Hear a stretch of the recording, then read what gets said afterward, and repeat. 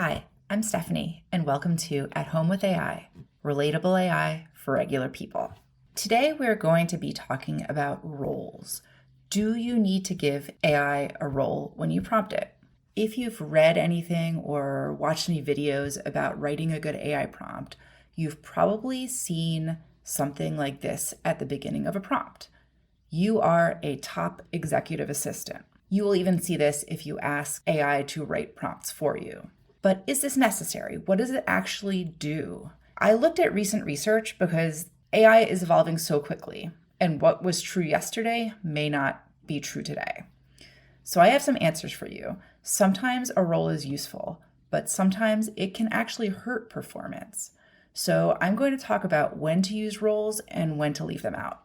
Before I get there, I wanted to briefly talk about what's happening under the hood. So generative AI creates content in a way that's basically a super sophisticated autocomplete.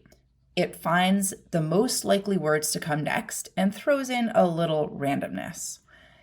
And it takes its knowledge from tons of training data, like basically the whole internet and beyond. When you specify a role in your prompt, it's looking for the most probable words that would appear in a response from someone with that role.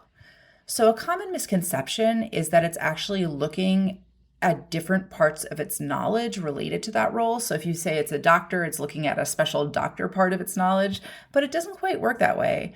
It's actually more like it's role playing and deciding what would a doctor say in this situation. And that's why roles sometimes hurt. So I want to start by talking about the bad side of roles. They can actually get in the way of fact finding.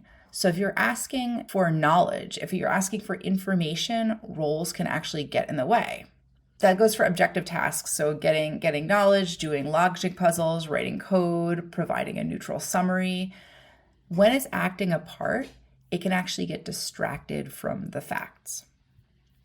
There's a great paper, which I'll link to if you want to nerd out on this. It's called Expert Personas Improve LLM Alignment but Damage Accuracy. And it found that assigning a role showed a notable decrease in accuracy, and the model prioritized sounding authoritative and using jargon over accuracy. It was playing that part. It was playing a doctor on TV, right?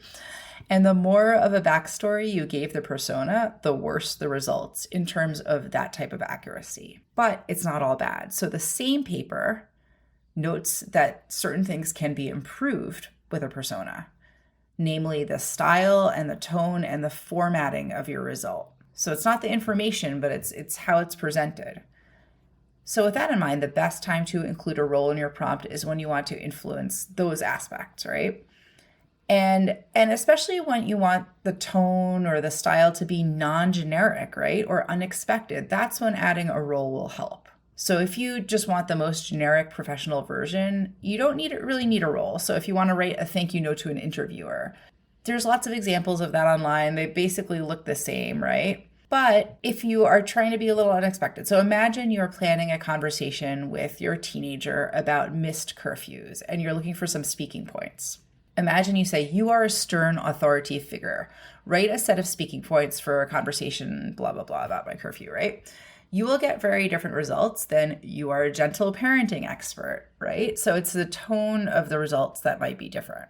So the true winner is a two-step process. First, ask for the information without naming a role.